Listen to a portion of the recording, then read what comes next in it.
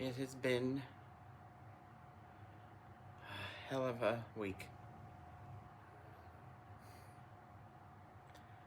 I will try to lead you in to what I felt was going wrong and for how many days. I ended up having a pulmonary embolism in my lung and an infarction, which is a part of the lung that was deprived of oxygen because of the pulmonary embolism. Although I am home right now, I am far from out of danger. The embolism is there, and I'll try to tell you little steps, little stories. I can't talk much because it does hurt to breathe, especially deep. But it was scary, especially for somebody with mental health issues. And this little girl here has not left my side since I returned from the hospital. But come on back and I'll try to break things down for you.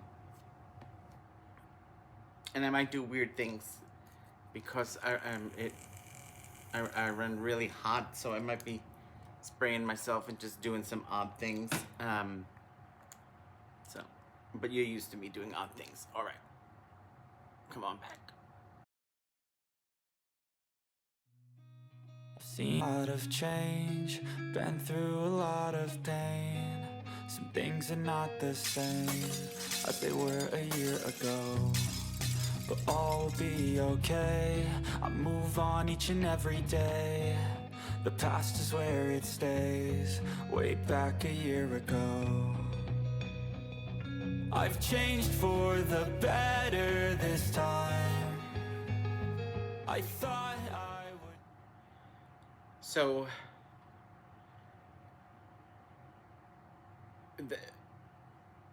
the reason I didn't catch things as early as I should have was because they had put me on a new medication to try and get my testosterone. I've not had testosterone in 20 years. They cannot figure out why it doesn't stay in my body with replacement, all that. So I already have no energy and things like that. So I'm used to that, and mood, and things like that, because the testosterone creates a lot of that. So I started taking, and I believe it's an estrogen pill that women would take, and they give it to men who have testosterone issues in hopes it will tickle the testicles to say, hey, there's too much lady juice coming into this man's body. We need to produce testosterone. I was almost positive. I've already tried it, and I remember having to stop it. I wasn't sure why I had to stop it. I believe I remembered after. So I took that for about a month and a half, and it was not good for me. Mentally, it was not good. It had me very moody, and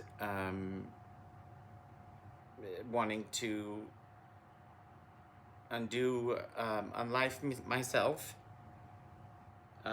which is common with some medications. So I decided to come off of it, and I stopped it. So it was on for a month and a half, and I decided to just stop cold.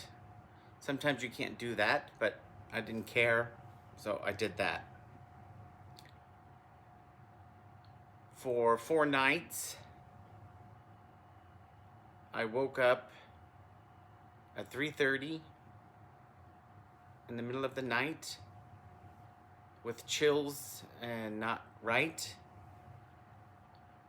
And it was like clockwork for 4 nights. I couldn't understand it. And I was telling George, that I feel tired. I feel tired, which feel every day because I don't have the testosterone. But I told him it's different. I said, this is different. I said, it's almost like lethargic. I really didn't know how to explain it. It was different. So right there, I was questioning things, but because I stopped the pill, I thought this was side effects of stopping that pill. That's why I didn't question it where I probably would have questioned it earlier. So I had George look up on the last day when things started to go wrong about stopping that medication. Can you stop it? Blah, blah, blah, blah. He did look it up, and it was okay to stop that medication. So then we knew that something was off. I had gone out to shop that day. The last day I went and shopped, and it was 100 and something degrees, and I didn't feel right at all. It was not good. I knew it wasn't good. I felt so dizzy all of a sudden, so dizzy. I was having pain in my chest, a pain in my abdomen, and I was not right at all. And I eventually came home. I asked George to have the blood pressure gauge. So we do keep a blood pressure thing here at the house. And then we also have our temperature thing. So I forgot to say that I did check my temperature, and I did have a slight temperature each night. We also have the a little thing that does your pulse and your oxygen. And then we also have the tachocardiogram, which checks for tachycardia. So I did ask George to have this out and ready to go, which he did. So we put this on, and the number was extremely high. I don't remember what the number was.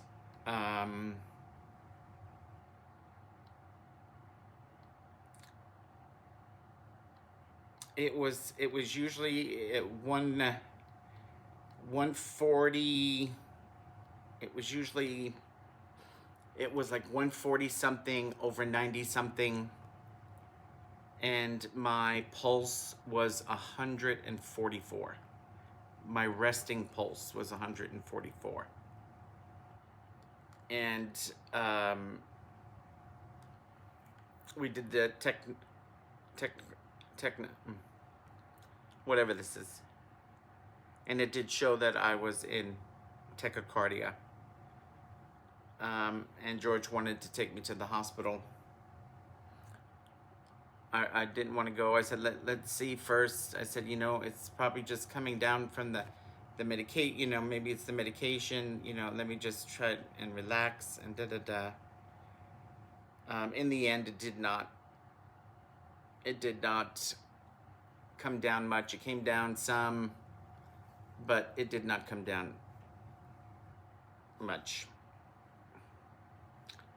So we go he takes me in the car and drives me to the ER.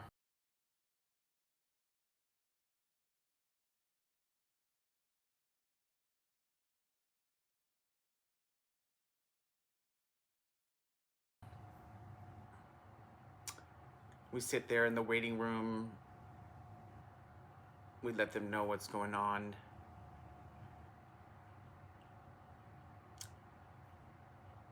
Once they call you from the initial ER waiting room,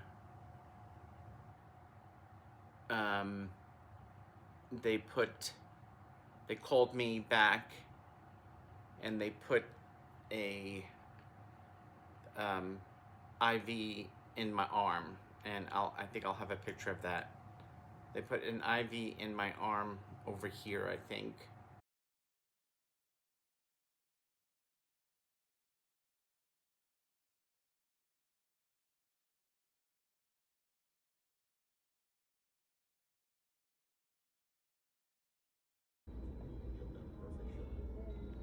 This is the only place where you can just open up the Dutch door and look outside the plane, watch it go around the curves.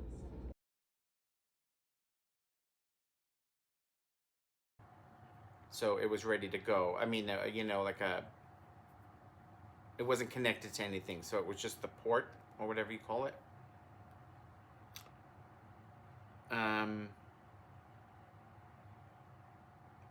And then they called us to the back, and I had to give a urine sample.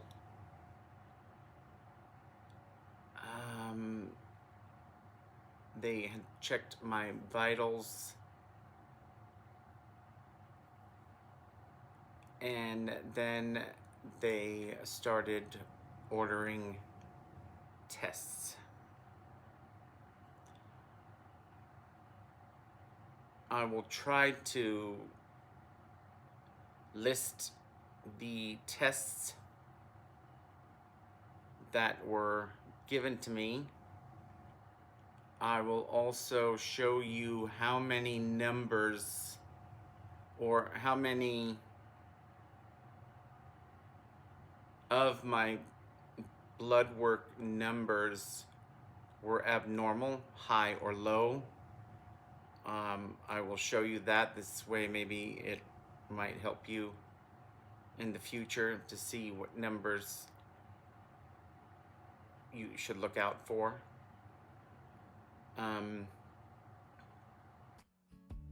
I want to be a housewife. What's so wrong with that? I want to be a housewife, yeah, and that's just where I'm at. I like to wash the dishes. I like to wash the dishes. I like to scrub the floor. I like to scrub the floor. Don't mind doing his laundry. What a boyfriend's for.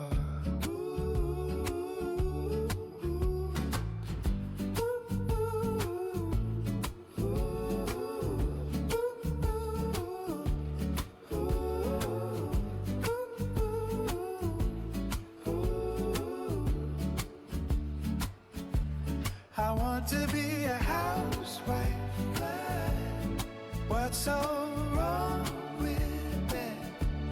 I want to be a housewife, yeah, and that's just where I'm at.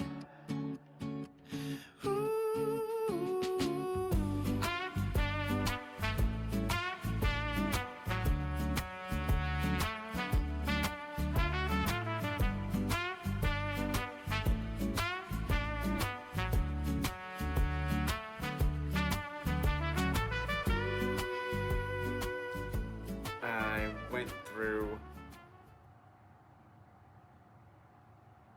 at one point I told George that he could go home because Pink was here and I was worried about her. So he went home.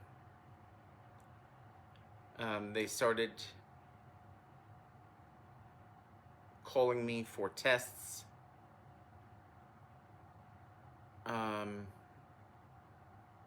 first test they did was the echocardiogram, I believe, where they put all the things here and check your heart.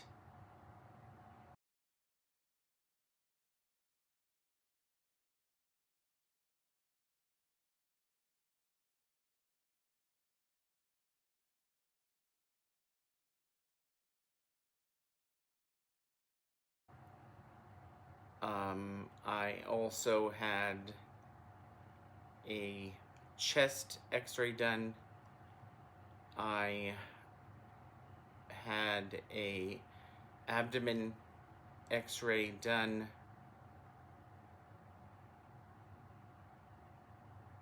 I had a CT scan of my heart with contrast and without, and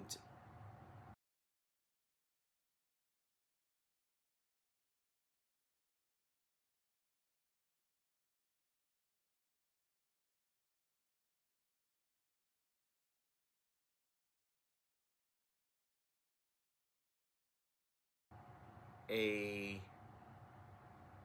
abdominal CT scan with contrast. I don't know if any of you have ever had that contrast. Oh,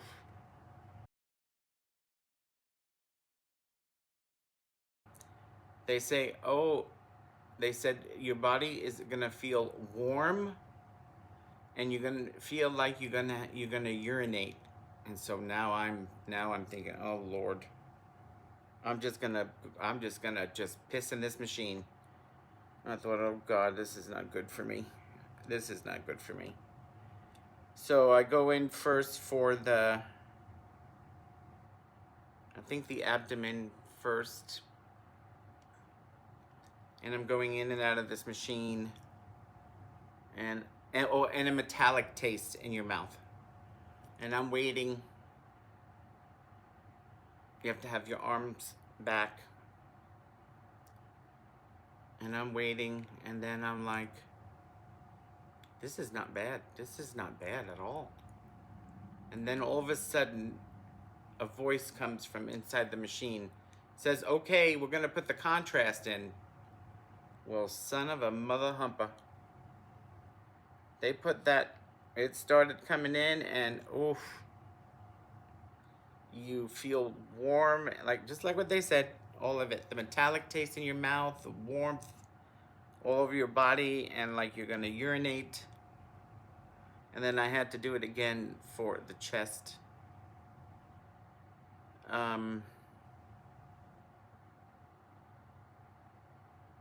So all these tests were going on while I was in the second waiting room, emergency waiting room. Now George had left, The tests for everything started to come in, and I'm trying to think if there might have been another test. I'm not, at that point, I'm not sure.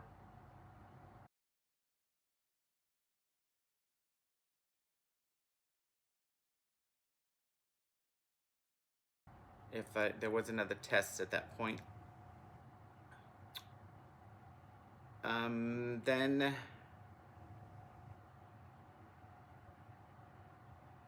they came and took me to one of the beds into the actual ER. So there are beds, I don't know if you've ever been, but there are beds and they're separated by curtains. It's kind of like a pre-waiting area to see whether they could stabilize you and send you home, or if not, then you have to wait for a room.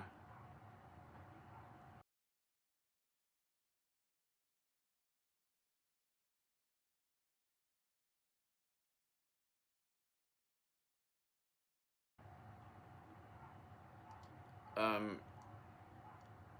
nurses and everybody was really nice. I had to switch into a gown. I then had been hooked up to machines and everything at that point.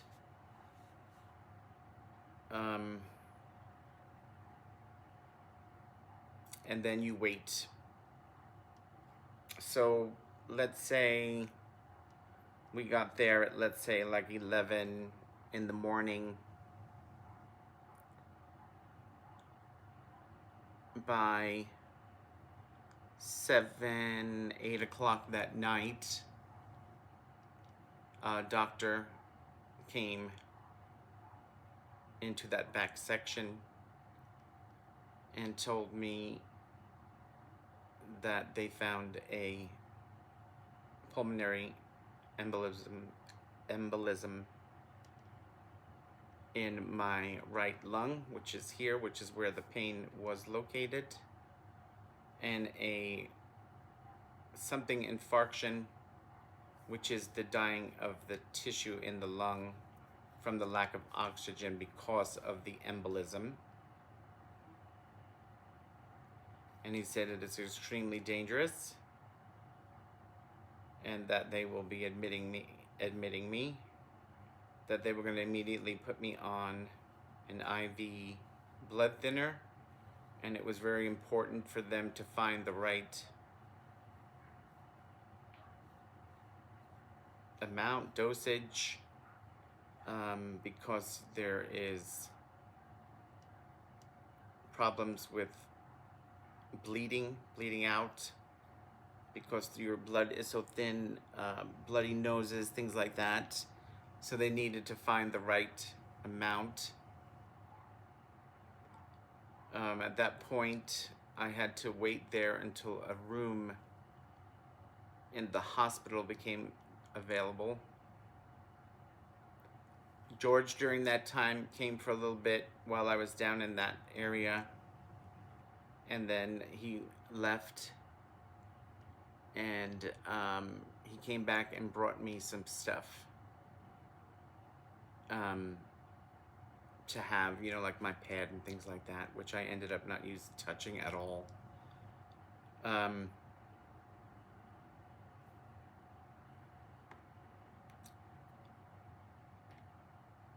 They then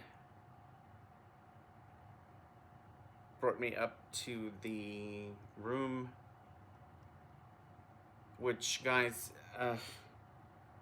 not that it's good for anybody, but for somebody like me with my mental health issues,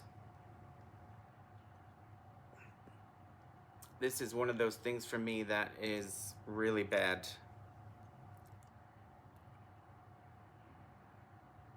I knew there was no way I was going to get to sleep.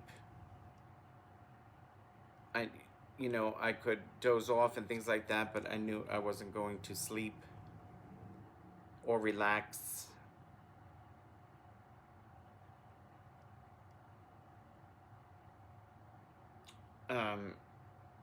I had 2 ports. They ended up putting a port here where you see this hole here, and they ended up putting a port here where you see this hole. So I had to keep my arm straight. One of them was the IV fluid, the other one was the blood thinner.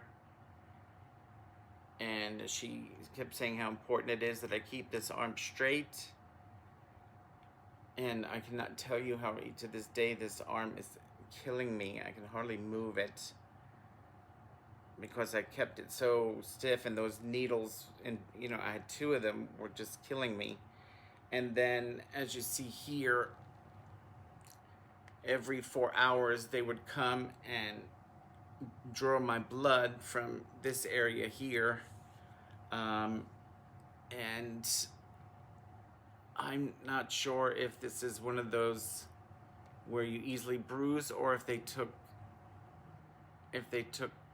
blood from that area. I don't remember what happened there. But so all throughout the evening, they came every 4 hours and then the blood pressure machine would go on and off every whatever. And so I was constantly moving like this. That has been one of my issues from my mental health, when I would be put into my bedroom for hours as a kid in the summer, and I had no idea what to do with myself because my parents didn't want to parent, is the best way to explain it. So we would be in bed 6:30, and we would hear the kids outside playing and the ice cream man come in, and it was, 80 degrees, 85 degrees in the bedroom, and I didn't know what to do to go to sleep. And so it's kind of that. It kind of takes me there, and it drives me crazy. They were extremely nice. It had nothing to do with that. So they kept saying they were going to keep me another night, and I thought, I cannot do it. I can't do it. It's going to drive me mad. I can't stay another night.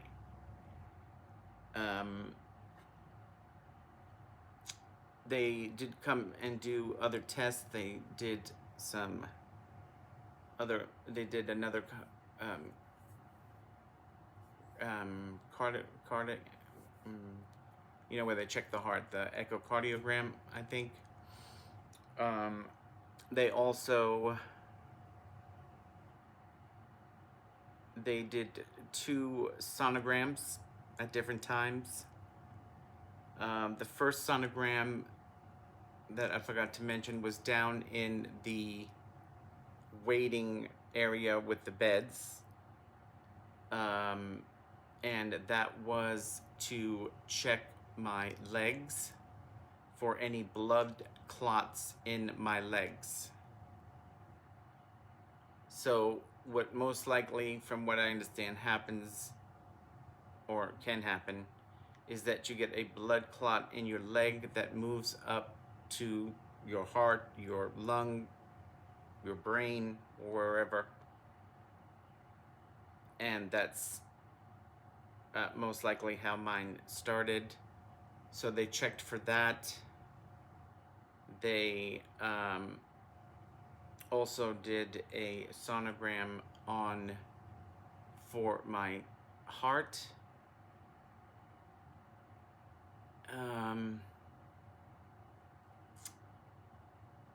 And I knew the doctor was at some point going to come in the next day. And I asked him, please, I told him I did not sleep. It's not good for me, He said, well, let me see your numbers. Let me see, because they would need to switch me to a pill.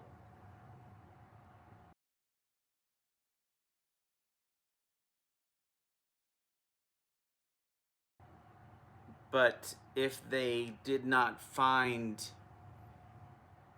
the right number needed for my situation when it comes to the blood thinner, then I would not have been able to leave.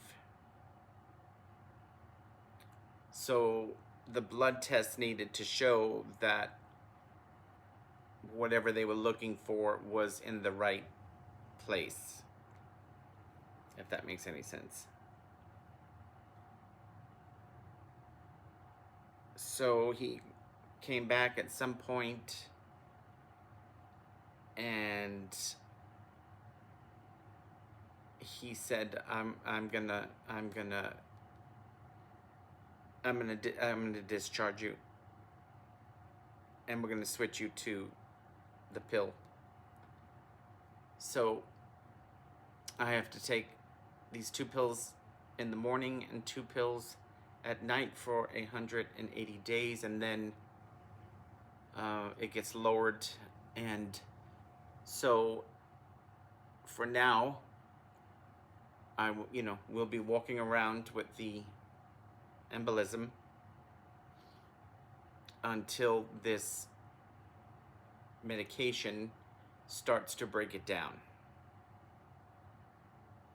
Once it breaks it down, I don't know what will happen. I don't know if they'll put me on something just lower to keep my blood from clotting or what. I don't know. George was a good caretaker. He did go back to work today.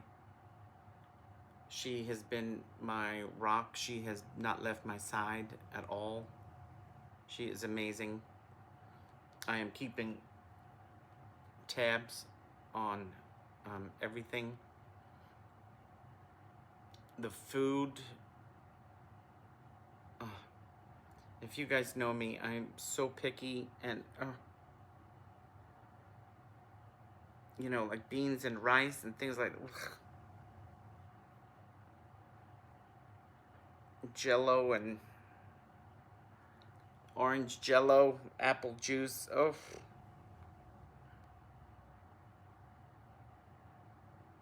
And then going to the bathroom, I refuse to do. The other thing is I hadn't pooped in days. And there was no way I was pooping there.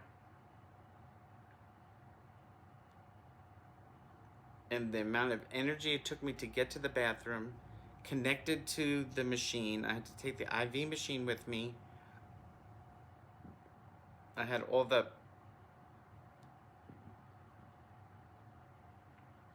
heart monitors connected here, and then the monitor itself was in the pocket here.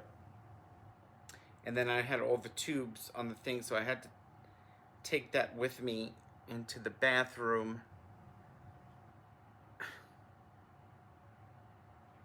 But then I didn't know how to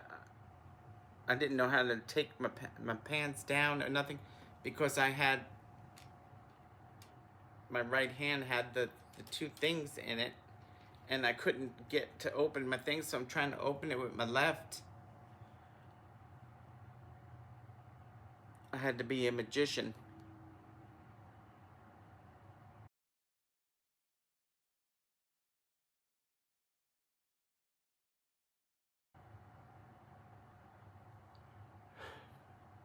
So I'm not sure what's coming up next for me, but it is painful. Sometimes I have to yell when I breathe a certain way. I could feel the constant pain right here. There's a constant pain there. It's scary.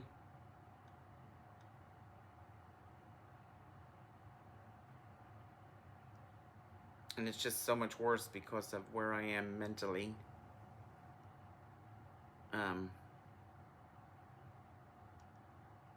So I don't know. I don't know what's happening. I don't know. I'm afraid to do anything right now. I don't know what I'm supposed to do.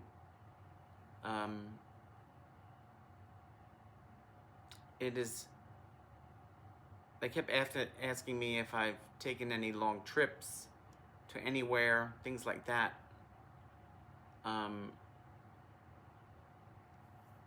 Questions that would help cut down reasons why this happened to me.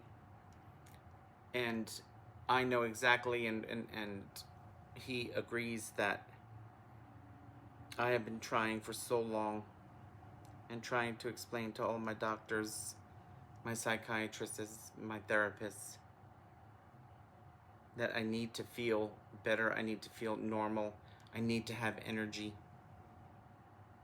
I can't do anything. And it is most likely lack of movement that has created that problem. And I have been fighting for them to give me something to just give me energy so that I can move, because without the testosterone and now this, on top of that, I have no energy to do it, I almost want, to call my old dealer from Astoria, Queens, Weasel, and bring me over a little something to give me a little something so I can get something. Well, at this point, that would kill me, but I just tell them that,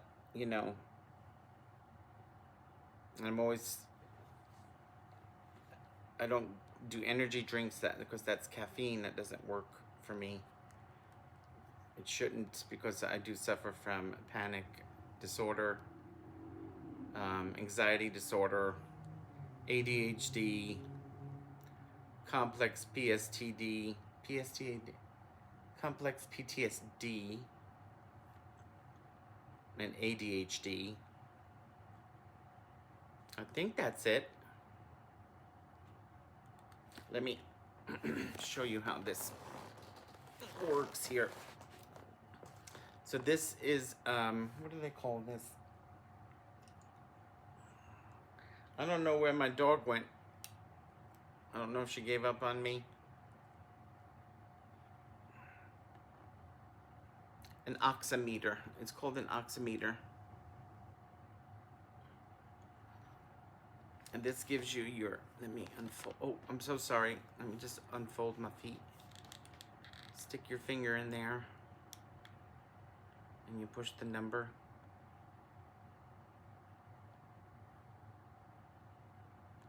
So 96, 90, 92. So my oxygen level is 95. My resting is in the 90s. That's not normal, to be in the 90s. If you're not doing anything, you should be in the maybe 70s. I think 60s and 70s are normal. Let's see where my pressure is at. I don't know if there really is going to be much of a difference in my numbers of my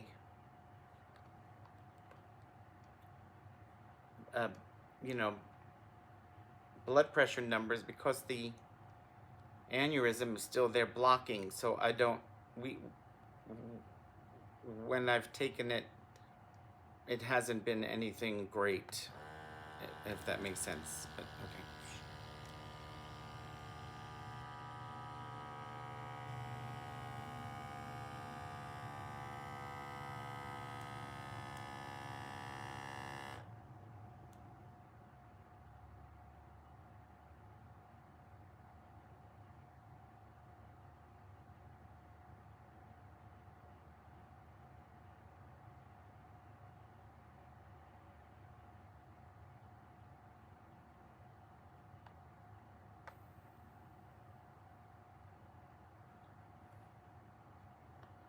See, 142 over 99. It's supposed to be 120 over 80. So it's, it's just, it's none of it's good. The other thing is I, almost like have menopause. I have hot flashes constantly. And I am constantly having to have a fan on me or something, and I take bottle, and spray the bottles on me because I'm so uncomfortable. So I don't really know what's next for me.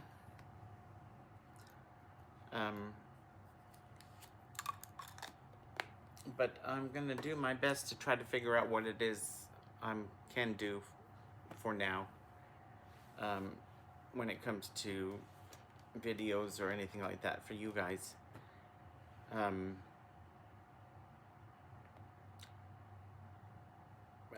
But I would just appreciate some love. If you feel you want to pray for me, you could pray for me. Whoever it is you may pray to. If you don't pray to anybody, then just hope that things get better for me.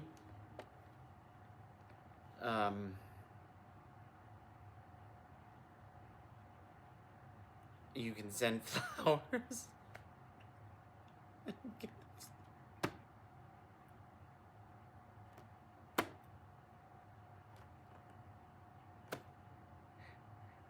George would yell at me right now. To my mailbox. If you maybe were gonna send Erin from Hey Everybody a little gift card. She's got so many. She wouldn't mind you just sending one to me. I adore her. I adore Erin. I adore Tammy from Holding It With Mima.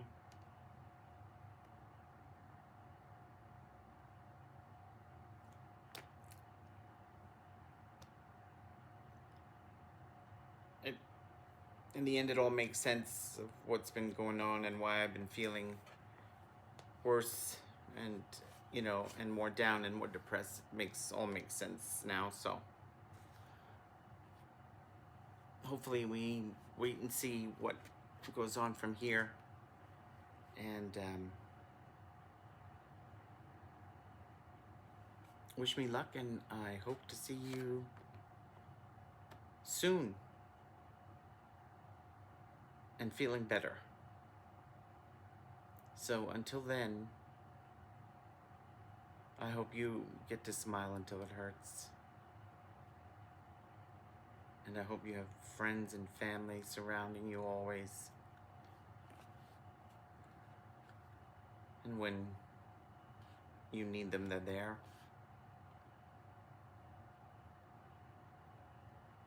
Thank you so much for caring. I love you guys for loving me and caring about me.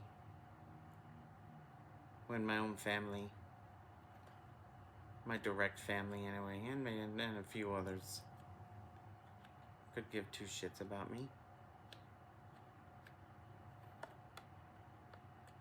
I appreciate it. In the end, we just want to feel loved, cared about, worried about. Until I see you next time. Bye for now.